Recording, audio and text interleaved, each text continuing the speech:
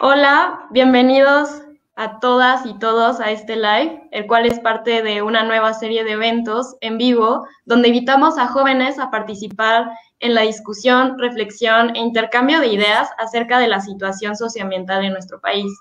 Les recordamos que el colectivo Jóvenes Científicos en Acción por la Tierra lo conformamos jóvenes de distintas disciplinas científicas y nos interesa la riqueza natural de México. Nos preocupa la situación actual del medio ambiente, por lo cual sumamos todos nuestros conocimientos para su defensa. Yo soy Marina, colaboradora del colectivo, y ahora les presento a Nelly, la moderadora del día de hoy, que va a presentar el orden del día y va a guiar a los participantes en la mesa de discusión.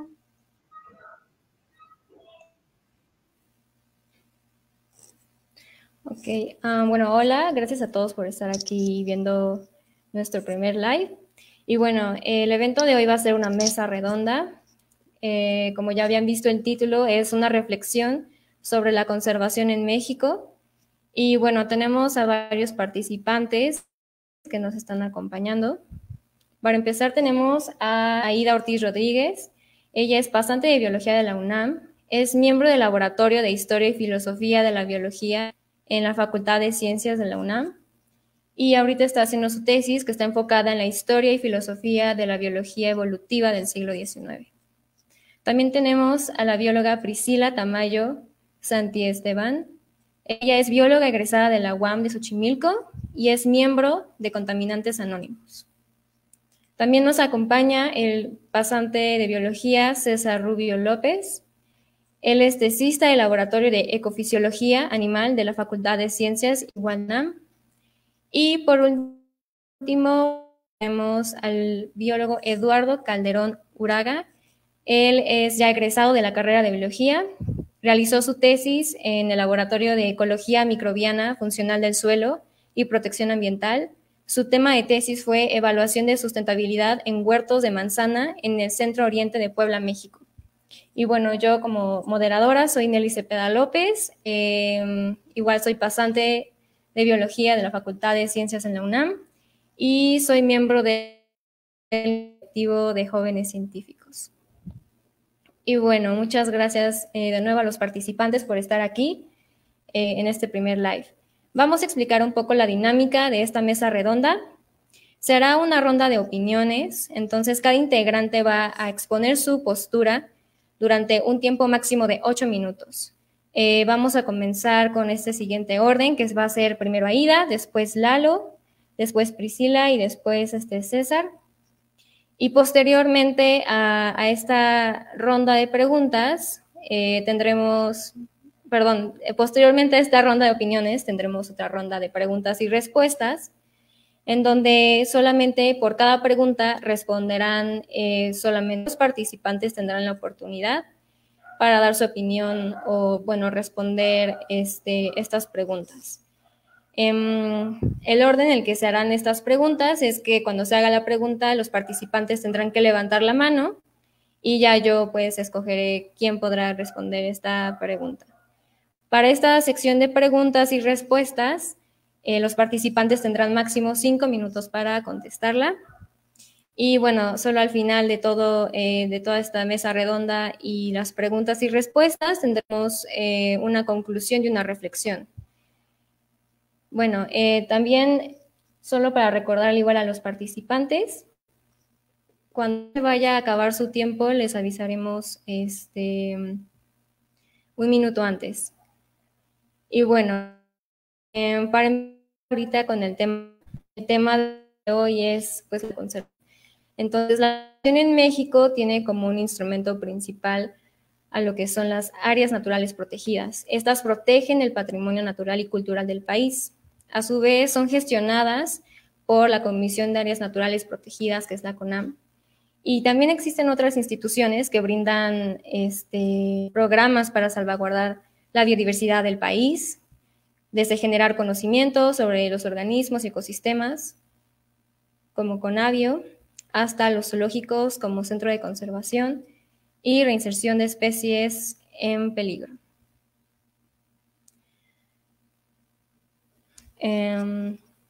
Y bueno, vamos a comenzar con Aida, por favor. ¿Nos podrías empezar a dar tu opinión sobre este tema? Ok, bueno, muchas gracias al colectivo, a todos por la invitación, bueno, al colectivo y a mis compañeros de mesa, porque no dudo que tengamos al final muchas reflexiones que llevarnos a casa y a todas las personas que nos están mirando. Yo les voy a compartir unas pequeñas infografías que hice para irme guiando en el tema y guiarlos a ustedes, porque pues yo voy a dar una perspectiva y una opinión un tanto, bueno, histórica, ¿no? Como bien mencionó Nelly, hay varios instrumentos y en este caso comisiones que ayudan a la conservación y la legislación pues justo de esta cuestión de en cómo se aprovechan los recursos naturales. Entonces, una de ellas es Conavio, que es muy importante. Y bueno, yo les voy a dar una perspectiva muy rápida. Conavio es la Comisión Nacional para el Conocimiento y Uso de la Biodiversidad. Realmente esta no es una comisión muy vieja, realmente tiene pocos años de haberse creado. En el 91 nace la propuesta y se le presenta al presidente en turno, que en ese entonces era Carlos Salinas de Gortari. En el 92, este mismo presidente convoca una reunión internacional a donde asisten especialistas en ecología, obviamente biólogos, y al final lo que se obtiene de esta reunión es que el 16 de marzo se publique en el Diario Oficial de la Federación la decisión de crear la comisión. Y bueno, de aquí ya son puntos un poco más alejados, solamente los quiero mencionar para que nos demos una idea de cuánto ha crecido Conavio, la importancia que tiene Conavio, y que es un instrumento muy importante para la conservación, porque justo ahí se guarda la información tanto de la distribución de las especies como el número de especies.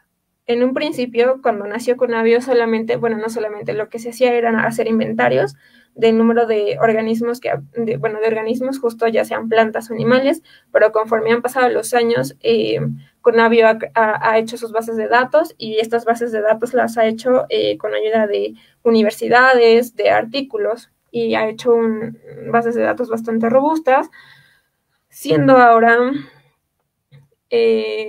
pues esta misma comisión tiene un control, monitorea los incendios forestales, por dar un ejemplo. También lo que hace es monitorear a las especies exóticas, a los organismos genéticamente modificados. Y les puse aquí al final el objetivo de la Conavio, porque esto lo quiero contrastar un poco con la problemática que hay actualmente. Y el objetivo de la Conavio es reunir la información acerca de la diversidad biológica mexicana. Creo que desde ahí podemos ver la importancia que tiene, para que fuera promotor de manera continuada de un mejor conocimiento, así como de las formas de preservarla y utilizarla de forma sustentable. Y justo hace unos meses, Conavio se vio en riesgo porque, la Conavio cuenta con un fideicomiso, tanto público como privado, y existe la amenaza de que se le fuera a retirar. Por lo que, empezaron a haber muchas cuestiones para que esto se evitara, porque pues las consecuencias de que desapareciera Conavio serían muy catastróficas, por decir una palabra. Y por cuestiones de tiempo voy a pasar a la siguiente comisión, de la que mis compañeros me van a complementar con su visión. La otra comisión importante en instrumentos de conservación es justo la CONAM, la Comisión Nacional de Áreas Naturales Protegidas. Igual es una historia muy, muy breve, diciendo que desde el siglo XIX existe esta cuestión de proteger ciertas áreas por su valor en cuanto a servicios ecosistémicos. En el siglo XIX, por ejemplo, se se protegió el desierto de los leones, y de ahí en fuera, de ahí en adelante, el presidente Lázaro Cárdenas, en el periodo de 1934 a 1940, decretó la mayor cantidad de parques nacionales existentes en la actualidad. Después hubieron muchos cambios administrativos, porque justo en los siguientes años esta parte de conservar, esta parte de administrar, de cómo se gestionaba la conservación no era una prioridad, por así decirlo. Entonces lo demás son cambios administrativos y finalmente es hasta el 2000 donde se crea la Semarnat. Antes era la Semarnat, la Secretaría de Medio Ambiente, Recursos Naturales y Pesca. Y ya para el 2000 cambió a lo que actualmente conocemos como la Semarnat. Y justo en ese año se crea la Comisión Nacional de Áreas Naturales Protegidas. Y algo también importante destacar es que en junio de este año se anunció un recorte del presupuesto de hasta el 75%, bueno, de un 75%, y cabe destacar que la CONAM conserva al menos 131 áreas naturales protegidas. Entonces esto es muy alarmante y justo esta mesa de discusión y lo que mis compañeros tengan que decir al respecto tiene mucho que ver, porque yo sé que el colectivo que nos hizo la invitación nació o fue algo en respuesta a esto que evidentemente a todos nos agarró, no diría por sorpresa, pero sí fue algo alarmante. Y también para poder ya finalmente unir todo esto y terminar con mi intervención, quiero platicarles un poco del modelo de conservación en México y bueno, mi pregunta es si existe o no. Como bien mencionó Nelly al principio, la CONABIO y la CONAM han sido instituciones importantes en cuanto a la conservación en México, pero ¿en México existe un modelo de conservación? Solamente para mencionar y dar algunos datos que nos puedan dar alguna respuesta, es que, bueno, es evidente la relación entre el neoliberalismo y la naturaleza, es decir, entre el dinero y la naturaleza. Por ejemplo, cuando les hablé un poco del desierto de los leones, el por qué se decidió conservarlo era porque daba un servicio ecosistémico, ¿no? Y bueno, el neoliberalismo como modelo económico predominante ha influenciado el esquema actual de conservación en México y créanme que eso es muy evidente. ¿Por qué? Porque el claro ejemplo es el Tren Maya.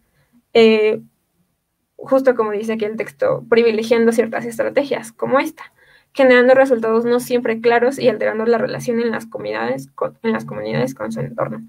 Esto quiere decir, por ejemplo, bueno, yo estoy usando ahorita este ejemplo del Tren Maya porque se está privilegiando hasta ahora, claramente, y el argumento que usan es, bueno, uno de los argumentos que usan es, es que ya hay fracciones de vía construida, bueno, entonces, pues, lo que vamos a construir no es como demasiado, ¿no? Obviamente, pero esto obviamente va a alterar a todas las áreas naturales protegidas que están alrededor y a las comunidades, evidentemente. Sí tenemos una historia, por así decirlo, de la conservación, porque esta inició desde el siglo XIX, como ya mencioné. Más concretamente aquí, como pueden ver en la infografía, en 1876, pero no se han establecido necesariamente políticas públicas efectivas en materia de conservación de los ecosistemas y su biodiversidad. Si bien se han creado estas comisiones de las que ya les hablé, o conté un poquito, no sé si puedo decir si han sido efectivas, si realmente se ha conservado, y creo que lo poco o mucho que se ha conservado es porque hay intereses económicos, evidentemente. Y bueno, con eso cierro mi participación y pues mis compañeros me complementarán con lo que ellos tengan que decir. Gracias.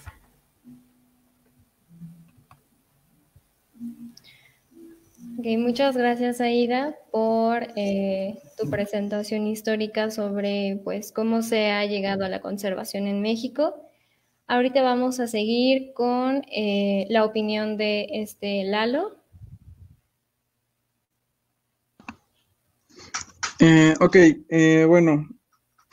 Primero, quiero agradecer a mis compañeros de la mesa, igual al colectivo por habernos invitado y a todas las personas que nos estén viendo ahorita y que nos estén escuchando. Espero que puedan compartir sus ideas, así como nosotros las estamos compartiendo. Y pues bueno, igual nuevamente voy a dar una perspectiva yo y mis compañeros van a complementarla con la suya. Voy a comenzar por compartir mi pantalla. Un momento, porque no me aparece la pantalla.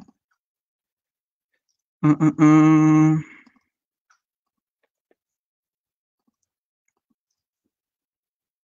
mm,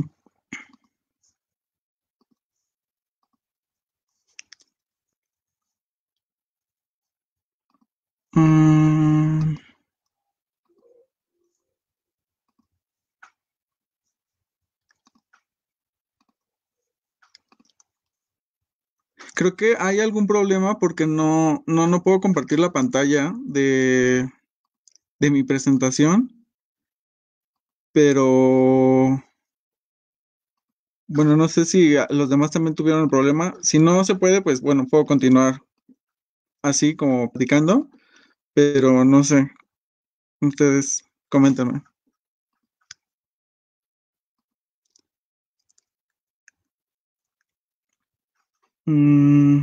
Bueno, si quieres, empieza sin tu presentación. Tenemos problemas técnicos. Si no, Vale. pues empieza así. Ok, sí, me parece bien. Bueno, en realidad yo lo que les voy a hablar es una perspectiva un poco más crítica en torno al concepto que se tiene sobre la conservación biológica, sobre cuáles alcances tiene y qué limitantes tiene. Entonces, bueno, para empezar, pues sabemos que esta preocupación por proteger la biodiversidad surge del deterioro de socioecosistemas que ha habido en los últimos años, bueno, desde hace ya muchos años, y que hasta hace unas pocas décadas empezó a generar esta preocupación por protegerlas y por salvaguardarlas, siendo las áreas naturales protegidas su principal instrumento de protección o de implementación. Estas áreas pues tienen una fuerte importancia ecológica y social. Ecológica porque pues ayudan a proteger ciertos servicios ecosistémicos como la recarga de agua, la calidad del suelo, la diversidad de ecosistemas y porque son refugio de especies. Y en el lado de la importancia social, pues son hogar de distintas culturas y son espacios en donde estas culturas pueden desarrollar sus estilos de vida y pueden vivir cotidianamente. Entonces, no solo se tiene un compromiso con el aspecto biológico, sino también con el aspecto social. Como comentó Aida, la primer área natural protegida que se tuvo fue la del Parque de los Leones, el Desierto de los Leones, en 1917, y a través de los años se fueron incrementando el número de áreas naturales protegidas que se fueron creando en México. Y para el 2018 ya teníamos 182 áreas naturales protegidas. Sin embargo, a pesar de que ha habido este incremento en el número de áreas naturales, es muy importante cuestionarnos si de verdad se ha notado que se ha frenado la degradación ambiental y la pérdida de biodiversidad a partir de estas estrategias de protección, si estas áreas están siendo efectivas o si no lo están siendo del todo, o en qué casos sí y en qué casos no. Para empezar, tenemos que partir de que el paradigma de la conservación siempre surge de esta conservación que es meramente biológica.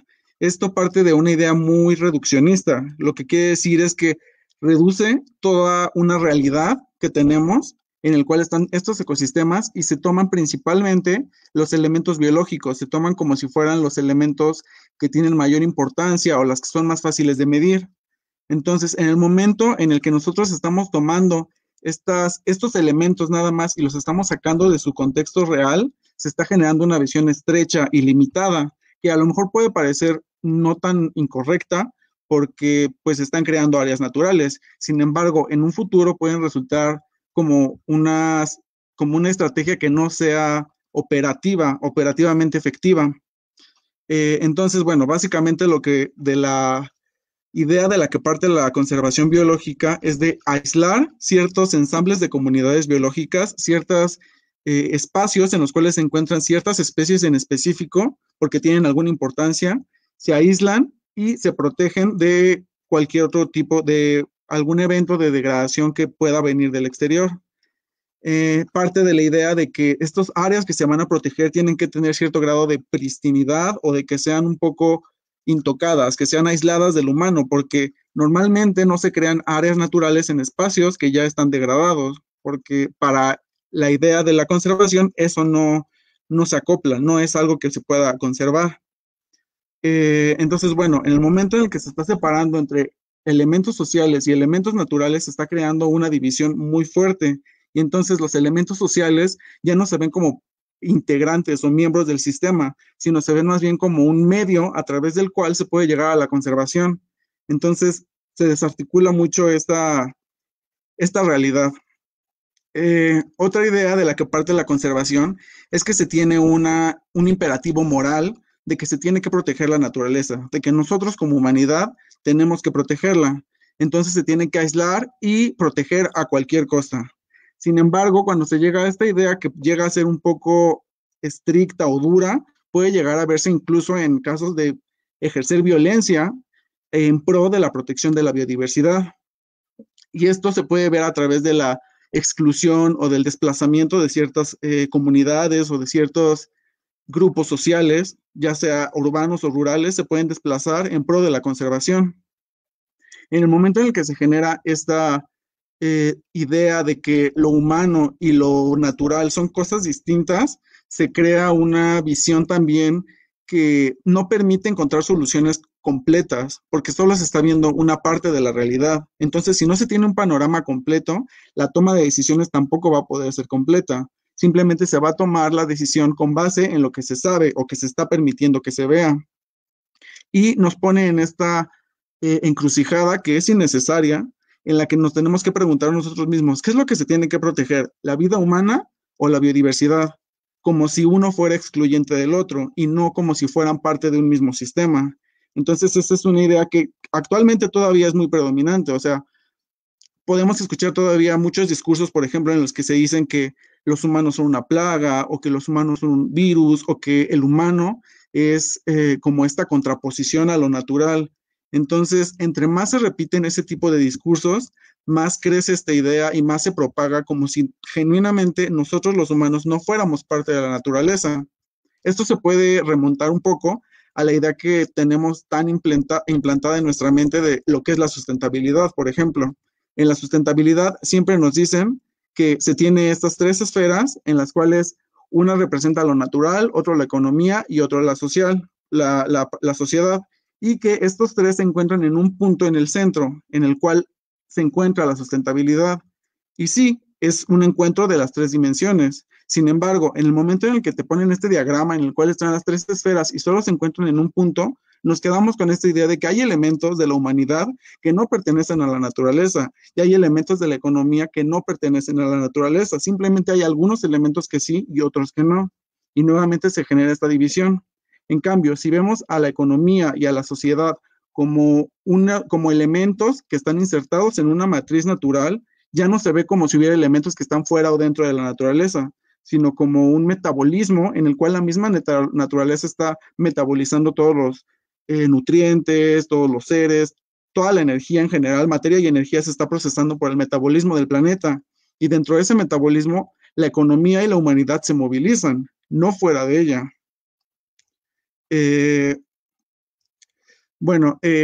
Algunas de las críticas que se han hecho directamente a las áreas naturales protegidas es si son realmente representativas, porque como mencionamos, se toman ciertos ensambles de comunidades de especies, sin embargo, no se van a poder abarcar todas, porque si no se tendría que proteger todo.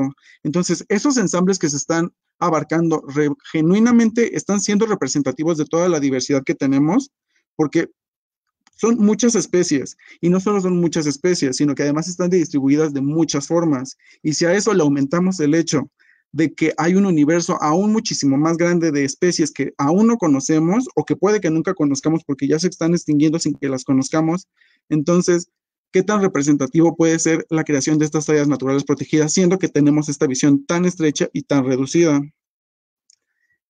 Por otro lado, la ecología del paisaje y la teoría de la resiliencia también han hecho críticas a las áreas naturales protegidas en el sentido de que no se toman en cuenta siempre los eventos que están sucediendo alrededor de las áreas naturales protegidas. Estas áreas están inmersas dentro de un paisaje, dentro de un dentro de una matriz más grande de otros ecosistemas que pueden que no sean los mismos que el que se está protegiendo. Entonces, estos están relacionados. Si uno de los elementos se ve roto o se ve invadido o dificultado para que continúe su subsistencia, va a influenciar en el otro y así sucesivamente. Aunque se tenga aislada una porción, el resto va a afectar a esa porción que estamos aislando. Entonces, no se está considerando siempre eso. Y otra cuestión que no siempre se considera es la memoria ecológica que tienen los ecosistemas. Finalmente, los ecosistemas tienen una memoria de cómo responder a ciertos eventos de catástrofe. Si no se considera qué catástrofes han vivido y bajo qué circunstancias se dieron y cómo pudieron sobrevivir o regresar a un estado similar al que tenían anteriormente, no se puede comprender más adelante cómo esos mismos sistemas van a poder recuperarse de otro disturbio, porque se asume que no van a sufrir disturbios, porque ya están protegidas, siendo que no es del todo verdad eso. Y bueno, por último, otra crítica es la permanencia que pueden tener las áreas naturales protegidas, porque como mencionaba, no tienen como una especie de impermeable que los aísle del mundo, o sea, están insertos dentro de la crisis ecológica global. Si se modifica el ciclo hidrológico, va a afectar aunque esté protegida o no esté protegida el área. Entonces, finalmente va a resentir estos cambios en los procesos y no sabemos si a la larga va a terminar siendo funcional o no lo va a ser. Y si no tiene un respaldo por parte de las personas que están habitando el área, tampoco puede ser operacional en un futuro ni cercano o lejano, cualquiera de los dos. Entonces, en el momento en el que tenemos esta visión del conservacionismo tan dura y tan estricta y tan cerrada a la parte biológica, se puede llegar a vulnerar a las poblaciones que están habitando estas áreas, porque no se está considerando su perspectiva del evento de degradación. Normalmente se toman estas perspectivas biológicas sobre qué es lo que se tiene que salvar y por qué se tiene que salvar. En algunas ocasiones puede llegar a generar daños a las propiedades de los habitantes y puede desplazarlos y generar desalojo, que era lo que mencionaba sobre la violencia que se puede ejercer en algunos casos. Y bueno, en términos generales, esas son como algunas de las perspectivas que yo quería mostrar o que quería ofrecer sobre las teorías y pues ya, hasta aquí llega la intervención que yo iba a hacer y pues ya mis compañeros complementarán más ideas sobre el mismo tema.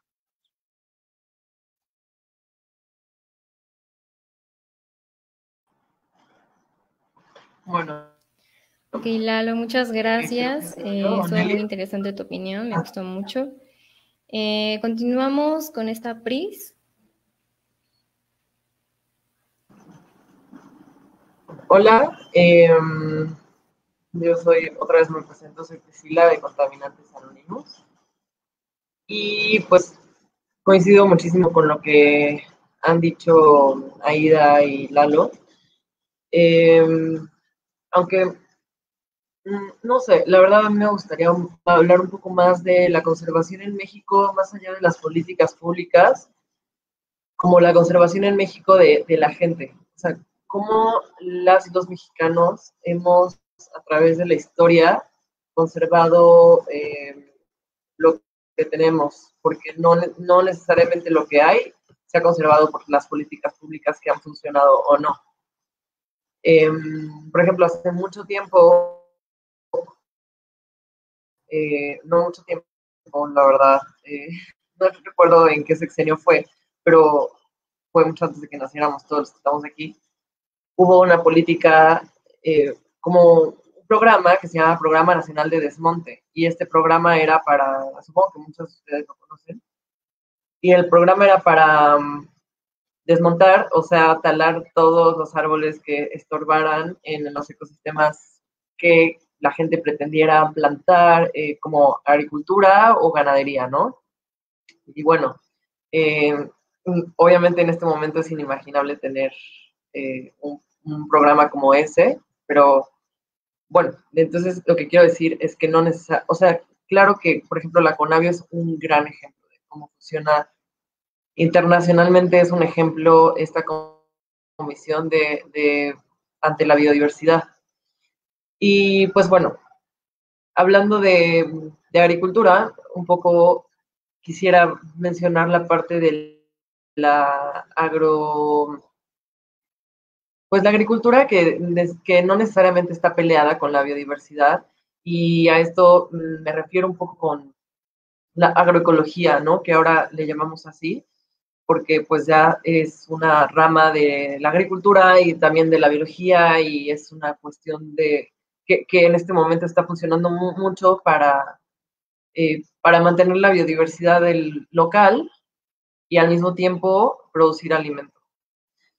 Entonces, en México, esto ha existido, yo pienso que toda la vida, en muchos lugares, quizás hasta por cuestión de sombra, les conviene, y de sombra y de comunión, o sea, de tener una comunidad de árboles y plantas que incluso les sirvan para tener un mejor suelo. Se ha usado en la historia de México en la biodiversidad, y más porque en México tenemos una diversidad cultural muy, muy, muy, muy, o sea, muy grande y muy diversa. O sea, es redundante lo que digo, pero sí, es una diversidad cultural a comparación de otros lugares y países del mundo donde la diversidad cultural ya no existe, pues porque, por muchas razones, pero en México todavía se conserva. Y parte de esto es la biodiversidad que se da gracias al uso medicinal de las plantas. En México tenemos mucho conocimiento del uso medicinal de las plantas, lo que hace que las plantas nativas, las plantas endémicas que son plantas que son solo de un lugar, no puedes encontrarlas en otro lugar a menos de que sean plantadas por el humano, pero naturalmente solo nacen ahí. Entonces, son plantas endémicas quizás de la península de Yucatán o de Puebla, y son solamente plantas que encuentras ahí para usos medicinales. Y entonces la gente lo que hace, que es la gente que se dedica a esto de la medicina a través de las plantas, pues es conservar lo nativo, ¿no? Es conservar y curar y seguir sembrando este tipo de plantas, pues porque les tiene una utilidad total en su vida diaria. Entonces,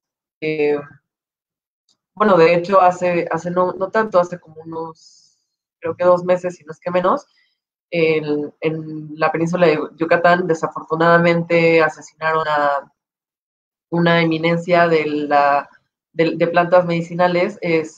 No recuerdo su nombre, pero el señor era de origen maya, y lo asesinaron porque pensaron que estaba haciendo brujería. Y este señor hizo colaboraciones con London College, o sea, e incluso creo que con la Universidad de Oxford respecto al uso medicinal de plantas.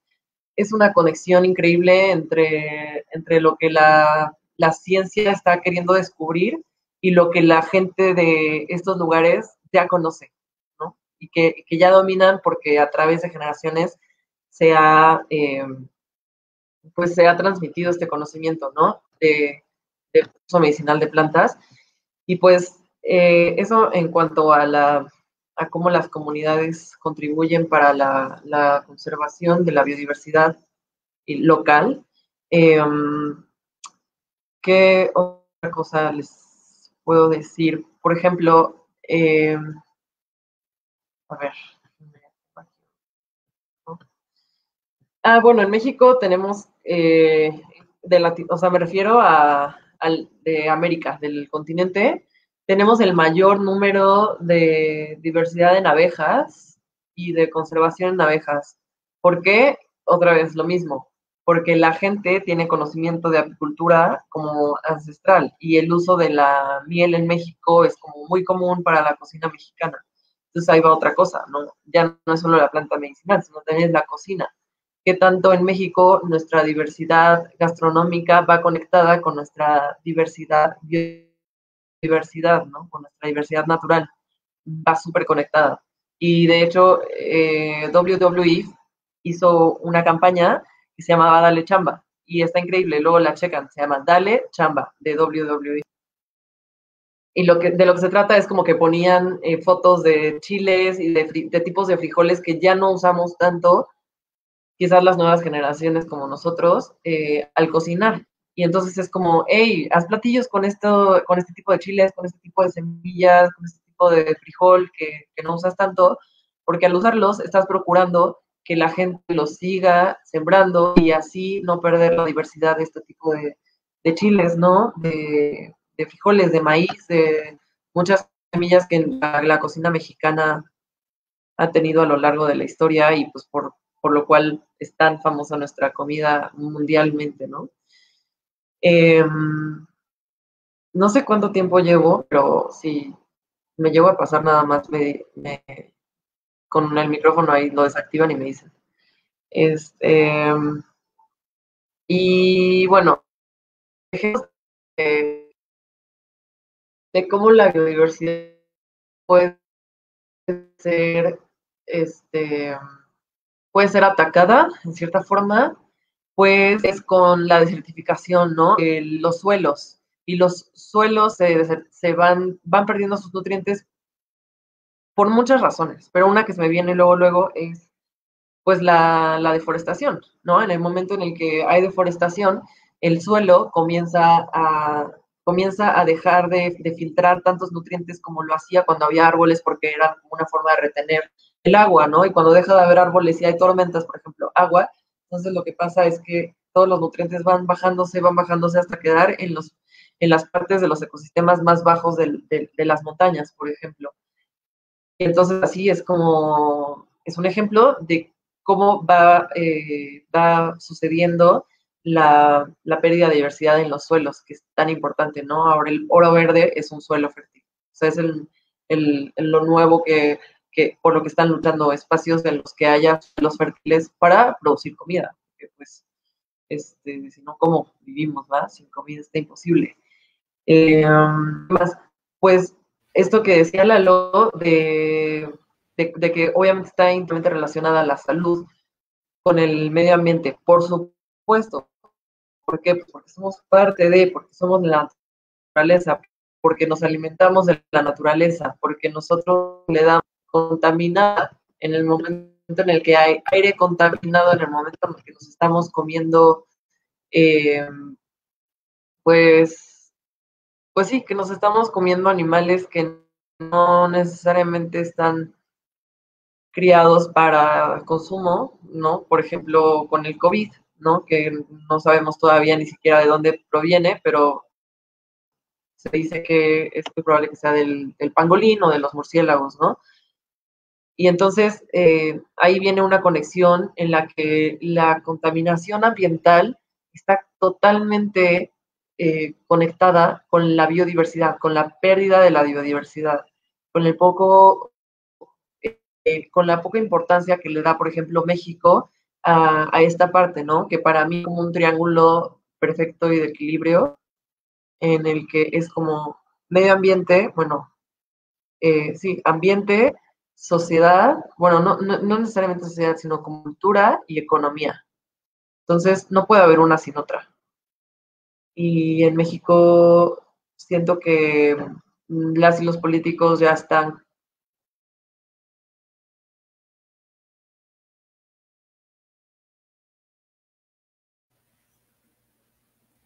Ok, Pris, muchas gracias por tu intervención. Igual estuvo muy interesante, sobre todo esta parte, igual de pues ligar todo lo que está sucediendo con la pandemia y la importancia de la conservación. Nuestro siguiente participante va a ser César.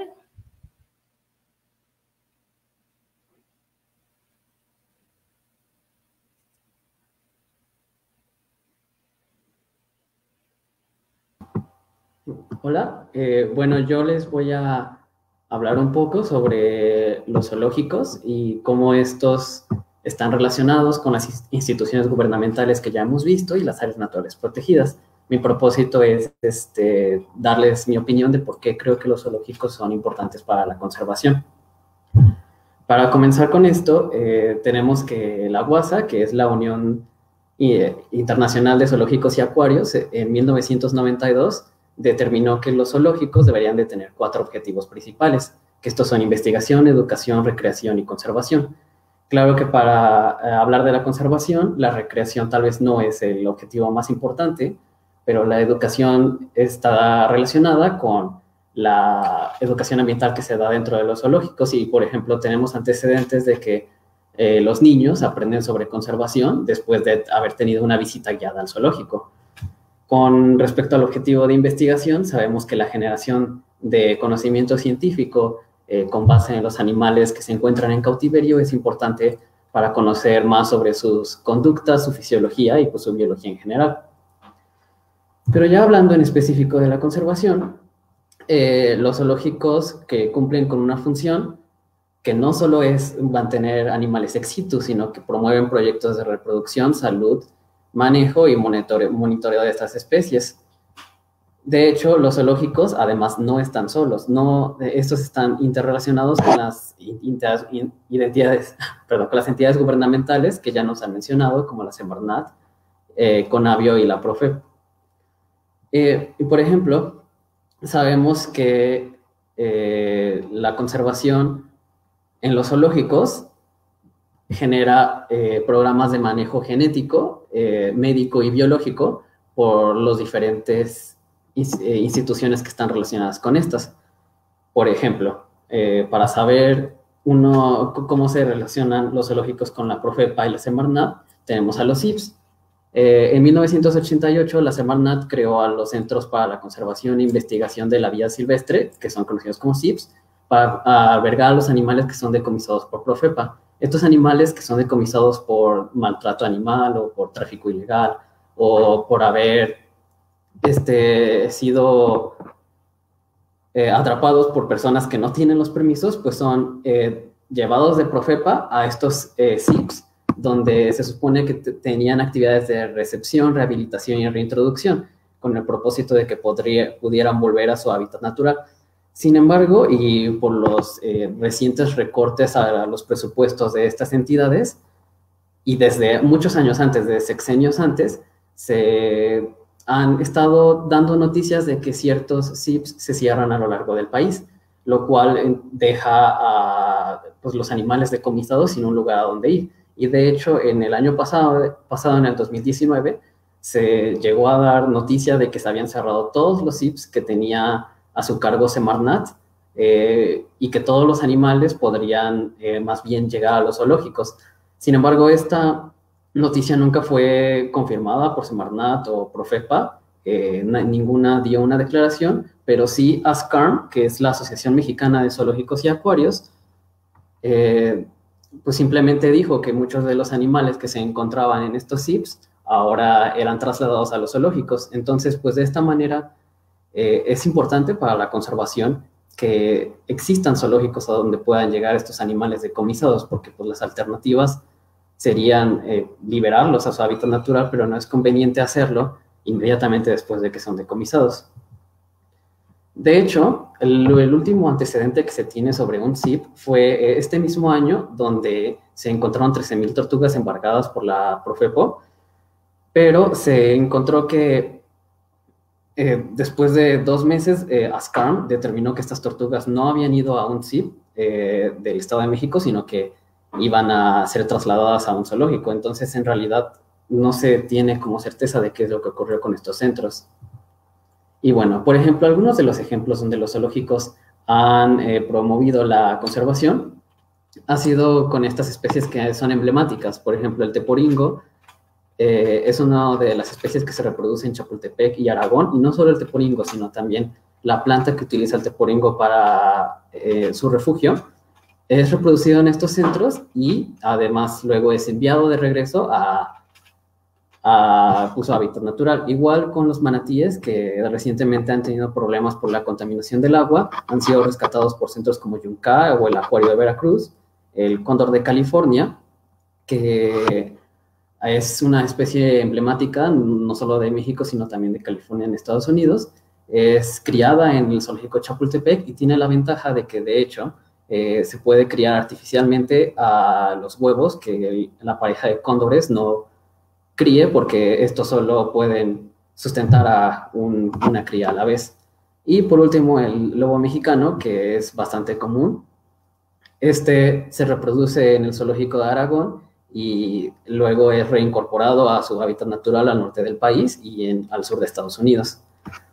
Y de hecho, aquí no termina la relación de los zoológicos. No solo reciben animales de Semarnat, sino que también están relacionados con las áreas naturales protegidas, porque cuando son reintroducidos, generalmente se busca que sean en estos sitios para que pueda ser fácil monitorearlos. Por ejemplo, el cóndor de California es liberado en la Sierra de San Pedro Mártir, en Baja California Sur. Los manatíes se liberan en la Reserva de la Biosfera Pantanos de Centla, y el teporingo es liberado en el Parque Nacional Ixtapopo. Pero bueno, además hay una estrecha relación entre las áreas naturales protegidas y los zoológicos, porque no todos los zoológicos gustan de ser llamados de esa forma por el estigma que se tiene sobre ellos. Por ejemplo, el Sumat, que bueno, este sí es conocido como un zoológico, pero se encuentra dentro de la Reserva Ecológica de Zapotal, en Chiapas. El Yumká, que se encuentra en la Reserva Ecológica del mismo nombre, en Tabasco, pero que no es precisamente llamado Yumká, sino que se le conoce luego como Centro de Interpretación y Convivencia con la Naturaleza, en vez de zoológico, ¿no?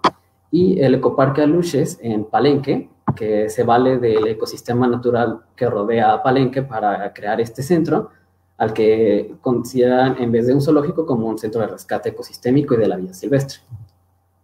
Entonces, lo que yo quiero evidenciar con esto es que no podemos hacer conservación sin pensar en los zoológicos.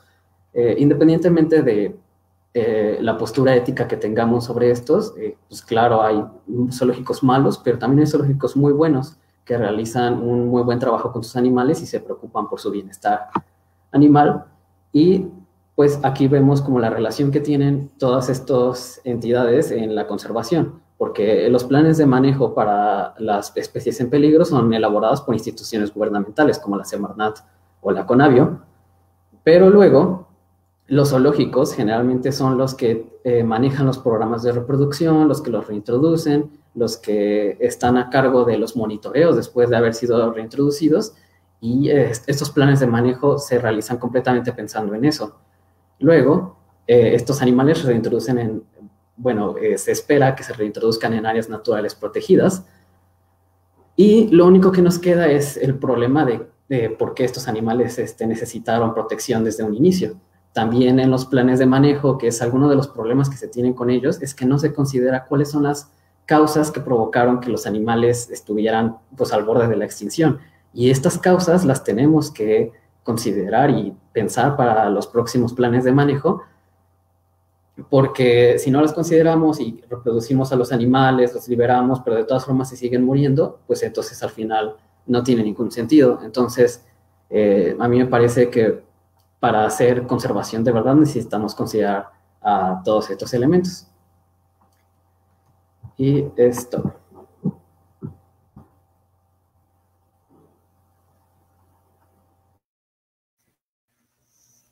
Empezar, gracias por la presentación. Igual estuvo muy interesante. Ahorita vamos a pasar a la sección de las preguntas.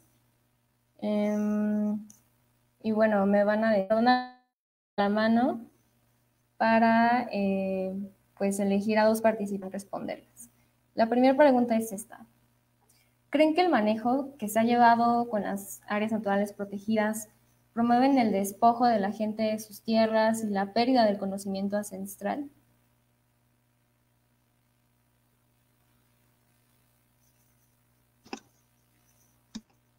Ok, Aida, por favor.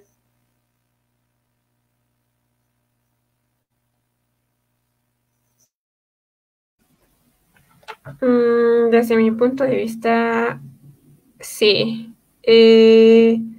Y bueno, justamente históricamente, como mencioné, las áreas naturales protegidas se promovieron mucho y se siguen promoviendo a lo largo, pues bien, el siglo pasado y este siglo, pero solamente era en cuestión de papel, por así decirlo. No se establecieron planes hasta este siglo, más o menos, en el 2000 justo, y es un poco contradictorio, porque Sí, como sabemos, las áreas naturales protegidas tienen cierta parte, o como se les llama, núcleo, que es intocable, por así decirlo, un poco de lo que hablaba Eduardo, que hay ciertas cosas que se consideran que no se pueden tocar y ciertas zonas que sí se puede hacer aprovechamiento de ellas. Pero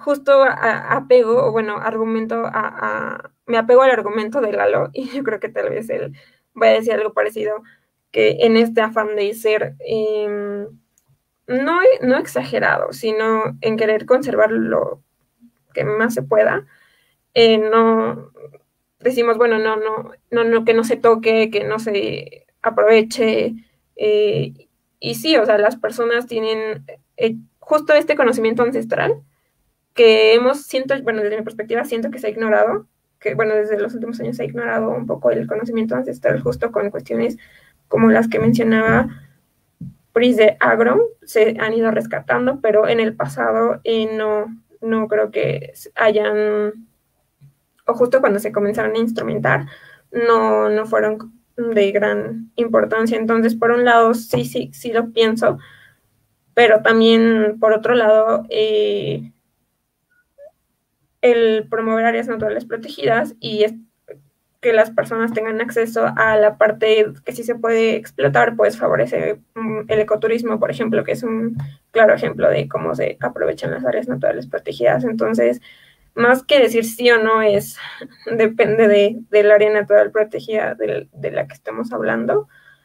Y pues me apego mucho al argumento de Lalo, que a veces exageramos bastante sin querer conservar. Y bueno, eso sería mi respuesta o no respuesta. Ok, Aida, muchas gracias. ¿Alguien quisiera complementar su idea o decir su opinión sobre esta pregunta?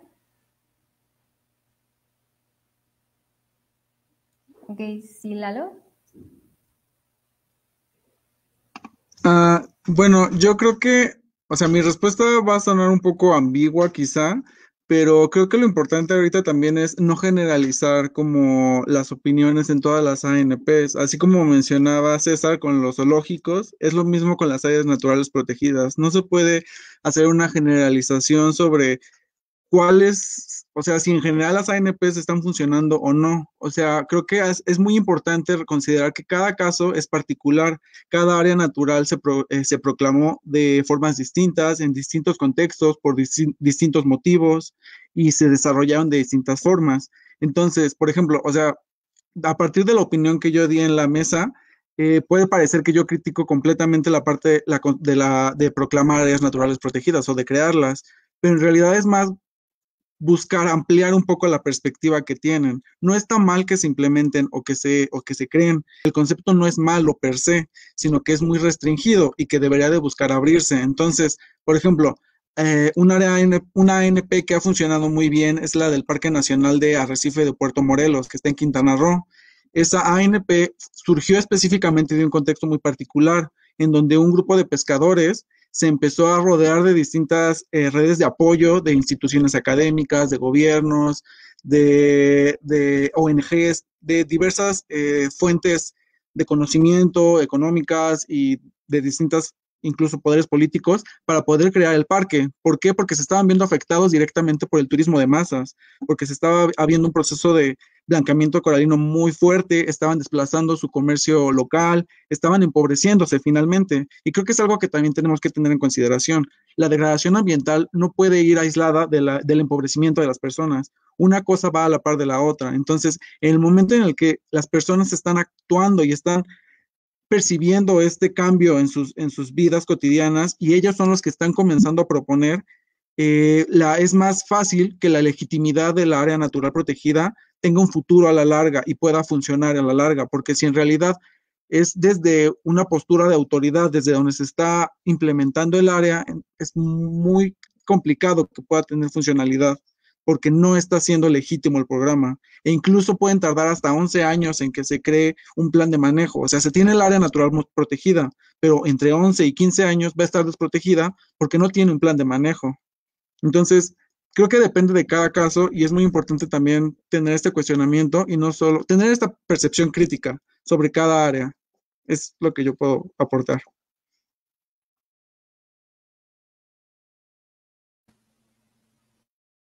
Ok, sí, Lalo, muchas gracias. Yo solamente quiero igual como decir que, pues sí, yo creo que depende sobre todo del plan de manejo que tenga esa área natural protegida.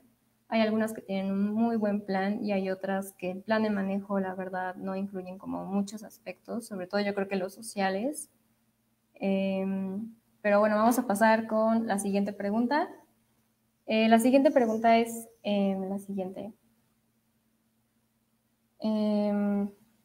¿Cuáles son los obstáculos que se presentan por la reducción del presupuesto a los organismos encargados de la conservación en México?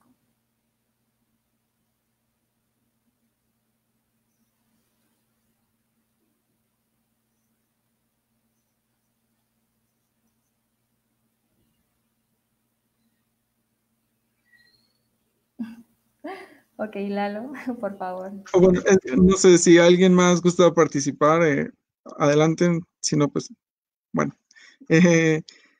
O sea, uno de los principales problemas es que justamente lo que mencionábamos era que hay problemas en la implementación a veces de las áreas naturales protegidas y uno de los impedimentos más grandes es la falta de recursos económicos, la falta de presupuesto que hay para poder realizar el plan de manejo correctamente. A lo mejor a la hora de integrar los grupos de trabajo que van a diseñar las áreas y los planes de manejo, no puede estar tan completa porque normalmente no se tiene el acceso a distintas áreas. A veces nada más se toman ciertas personas que pertenecen a una especialización porque es lo que se tiene, es lo que se puede pagar, digamos, en cierto sentido.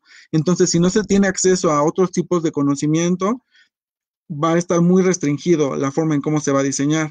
Y por otro lado, la implementación de un área natural tiene que llevarse a cabo acoplándolo justamente con el contexto social. Esto se puede llevar a cabo a través de talleres, de reuniones, de conversatorios, de mesas redondas, en las cuales no solo se legitime justamente la opinión científica o la académica o la política, sino también la cultural, incluso las visiones simbólicas que se tienen sobre esos espacios. Entonces, si no se tiene el presupuesto suficiente para generar estos espacios de organización, es muy difícil que se logre. Normalmente, la restricción económica, querramos o no, va a intervenir mucho en cómo se diseñe. Entonces, si de por sí ya había dificultades para implementar las áreas naturales porque el presupuesto era muy bajo, ahora con el recorte es aún mayor e incluso ha habido un incremento en el desempleo brutal a causa de este recorte. O sea, las personas que trabajaban dentro de las áreas naturales protegidas y que vivían, subsistían de ese trabajo, actualmente pues ya lo perdieron porque el recorte de verdad les afectó muy fuerte y para distribuirlo en las 182 áreas naturales protegidas que les mencionaba hace rato, es muy difícil. Tendrá que hacerse un esfuerzo básicamente inhumano o incluso hacer trabajo no pagado para poder mantener las áreas naturales protegidas.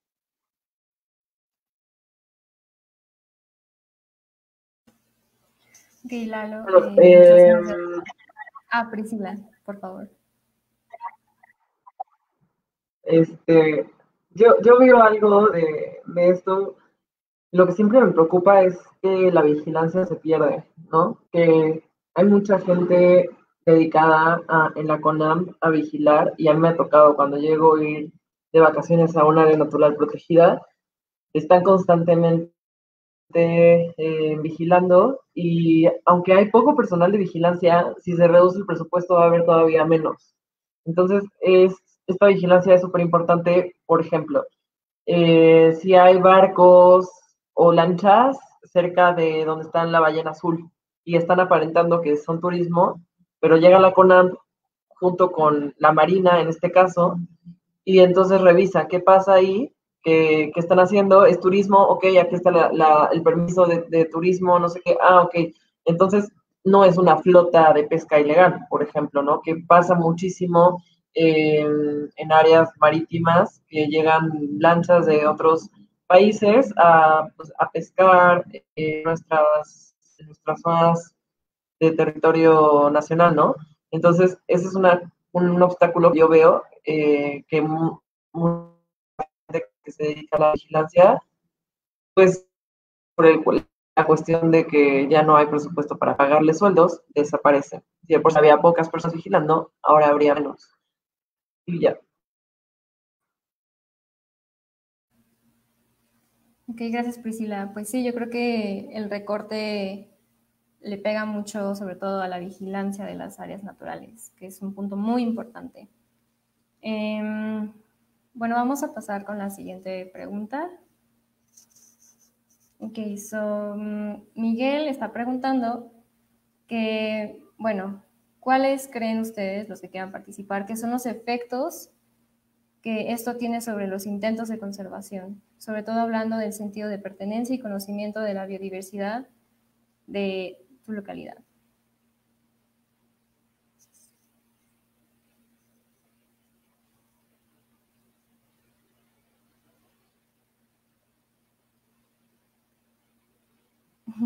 Pues no sé quién quiere hablar, así si no hay nadie, me gustaría contestar algo de esta pregunta. Por favor. Esta cuestión de sentido de pertenencia es vital. Porque es un arma porque para mí es un arma de dos filos, ¿no? Puede ser, me pertenece, es mi tierra y yo puedo hacer lo que yo quiera porque es mi tierra, ¿no? Son mis recursos naturales, son mis servicios ecosistémicos y pues no. Para mí los servicios ecosistémicos no existen ni tampoco existen los recursos naturales. Lo único que existe es la naturaleza y los ecosistemas de los que nosotros, como muchas otras especies en el mundo, pues nos alimentamos y vivimos y convivimos a diario gracias a lo que llamamos recursos y servicios ambientales. Entonces, sentido de pertenencia, yo no creo que vaya hacia allá, lo que preguntaba Miguel, pero quería como resaltar esta parte, ¿no? Y el conocimiento de la biodiversidad de tu localidad. Por ejemplo, en Contaminantes Anónimos estamos actualmente teniendo, o sea, ganamos una convocatoria de la Secretaría de Cultura que se llama Espacios de Cultura Ambiental. Y mucho de lo que pretende nuestra iniciativa, bueno, lo que nosotros como colectivo proponemos es a través de llegar a distintos barrios de la Ciudad de México, llegamos a través de talleres, ¿no? Por ejemplo, naturaleza y sociedad, lombricomposta, plantas medicinales, huertos urbanos. Entonces, es ahí como estás haciendo un conocimiento de la biodiversidad, no necesariamente desde un punto científico autoritario, sino porque ni siquiera todas las personas del colectivo son científicas o científicos, sino que simplemente es esta parte de ciencia comunitaria, que para mí es increíble porque pues no necesariamente tienes que ir a un jardín botánico o a un zoológico para conocer la biodiversidad, ¿no? Lo puedes hacer a partir de talleres en los que, pues, en los que des a conocer todo esto, ¿no? La biodiversidad que existe en tu localidad, o en general en México o en el país, dependiendo qué talleres, ¿no? Pero, por ejemplo, en ECA, que son espacios de cultura ambiental, estamos dando talleres de diferentes cosas, pero casi todas relacionadas a esto, como la conexión entre biodiversidad y sociedad. Y pues ya, la vez pasada fue en Huerto Ros cambiando de barrios. Esperemos que el siguiente también nos ganemos la convocatoria, pero esa es la intención, que sea desde la localidad. Y ya. Ok, Priscila, muchas gracias por tu opinión en esta pregunta. ¿Hay alguien más que quiera decir algo?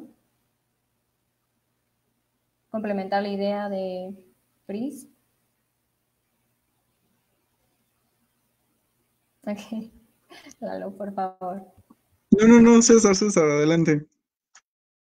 Bueno, yo solo quería decir rápidamente que, pues yo creo que es algo que es muy difícil de evaluar, porque claro que hay migración desde el campo a la ciudad, pero pues no es una migración total, ¿no? Entonces, aunque de cierto modo sí se pierde ese conocimiento que se tenía cuando se cuando se migra hacia la ciudad, no porque ya no lo conozca, sino porque ya no lo puede aplicar en su lugar de origen.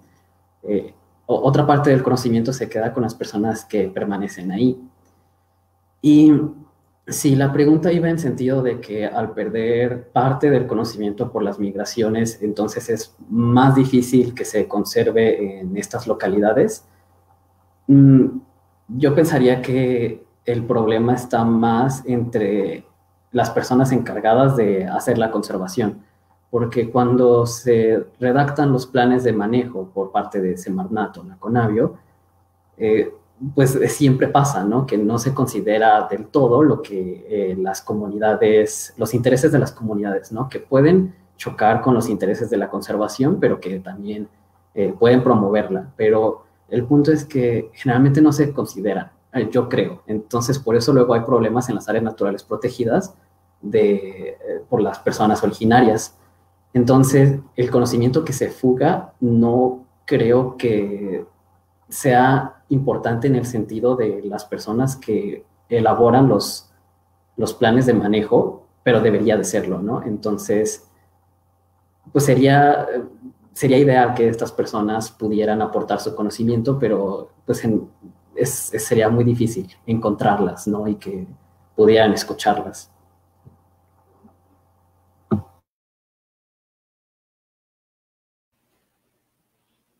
César, muchas gracias por tu participación. Ok, tenemos tiempo para una pregunta más.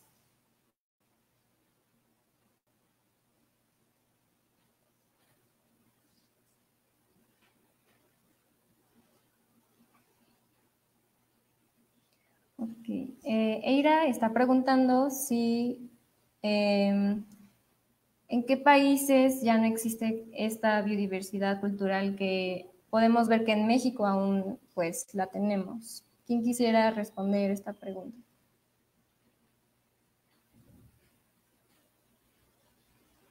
Ok, Aida, por favor.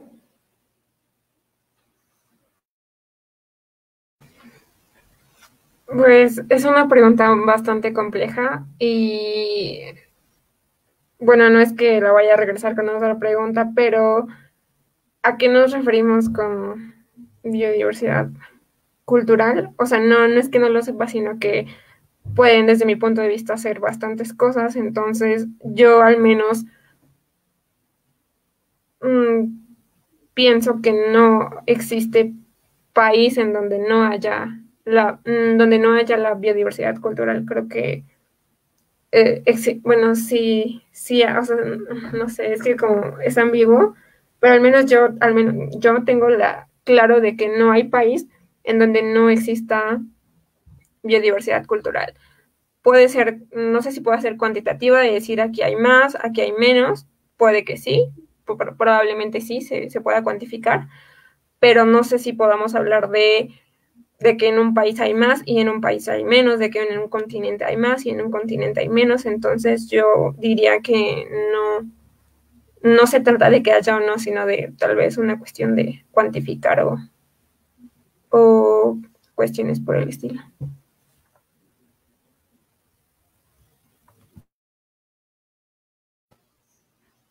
Ok, ¿hay alguien que quiera? Bueno, creo que se relaciona un poco a lo que... Chris, Ay. por favor. Ah, ok. Creo que se relaciona un poco a lo que yo decía de cómo en qué países ya no existe la biodiversidad cultural. Sí, como dice Aida, o sea, no hay ningún país que ya no tenga esta biodiversidad cultural. Yo hablaba de diversidad cultural y de diversidad natural, que ambas están conectadas. México, como Tailandia, como Indonesia, son países que tienen muchísima diversidad cultural y mucha diversidad natural, ¿no? Pero la verdad es que a mí me parece difícil pensar que haya países donde de verdad no exista para nada ya. O sea, en algún rincón del país tiene que existir y la diversidad cultural, porque creo que sí habría que separar una de otra. Sería diversidad natural y diversidad cultural, porque la biodiversidad es la diversidad natural. Entonces sí, yo no pienso que haya, o sea, sí hay algunos países donde está más en riesgo por los genocidios sobre todo, ¿no? Genocidios de indígenas más que otra cosa. Y ya.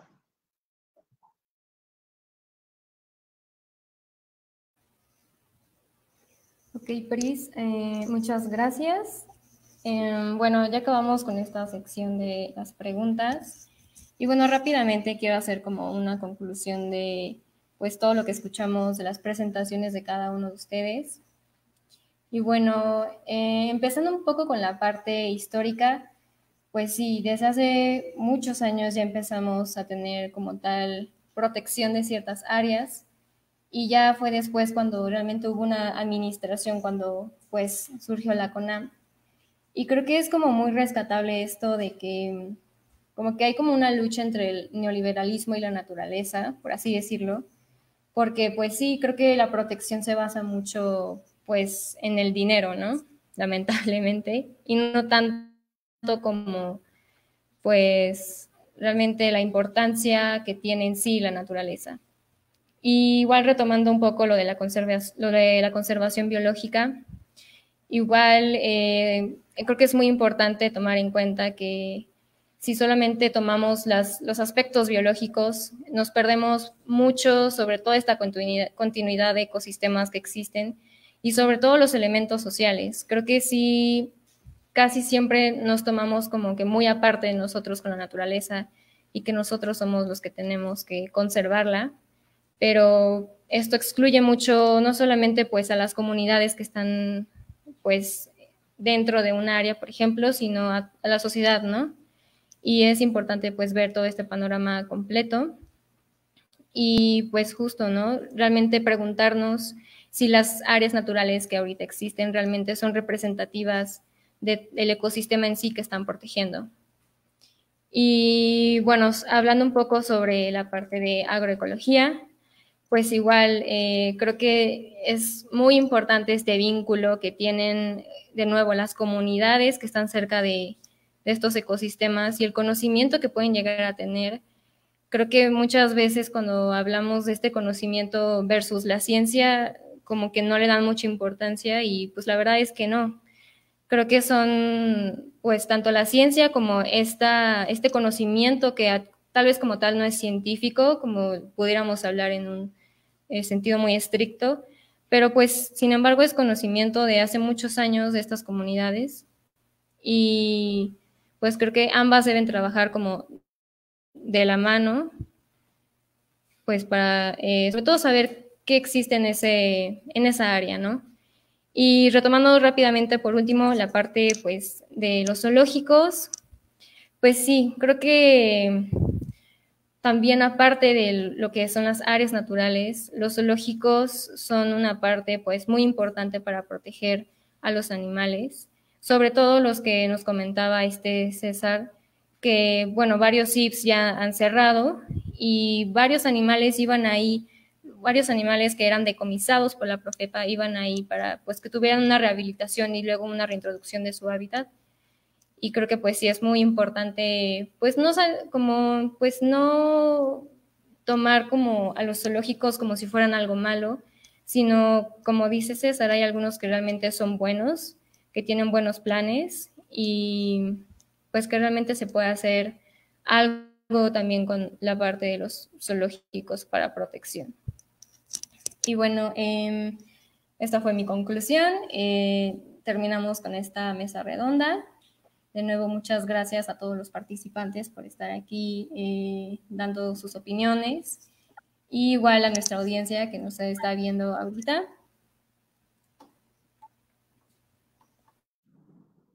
¿Puedo decir algo antes de los zoológicos? No me tardo nada.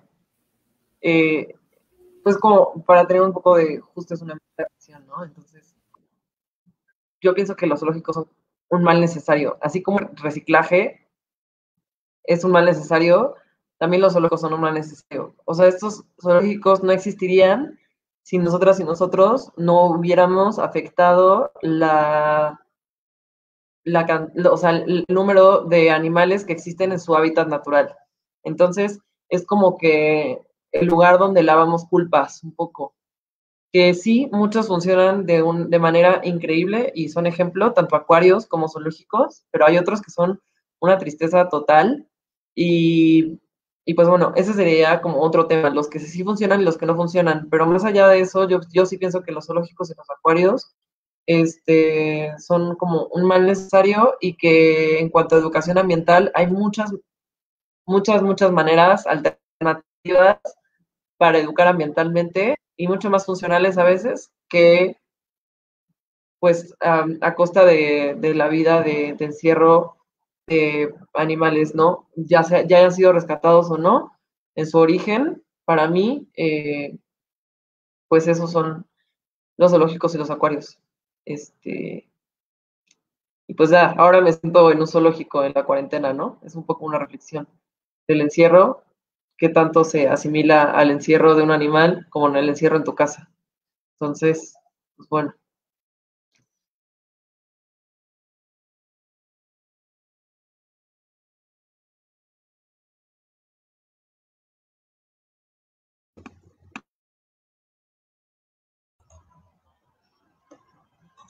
Les agradecemos una vez más a nuestra audiencia, a los participantes de esta mesa redonda y les recordamos que vamos a realizar pronto otras mesas de discusión, webinars de muchos otros temas que a todos nosotros nos concierne por vivir en un país tan grande y diverso.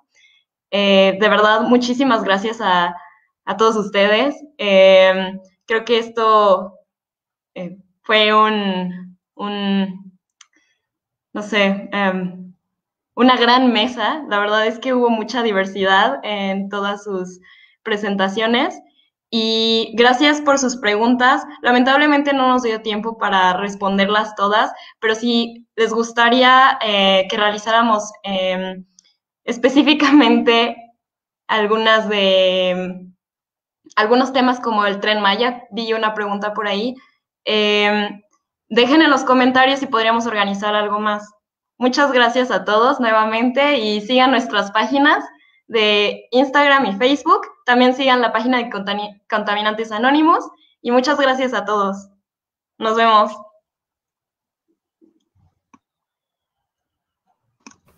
Gracias a todas y a todos Gracias. de la mesa y Bye. jóvenes científicos. Adiós. Bye.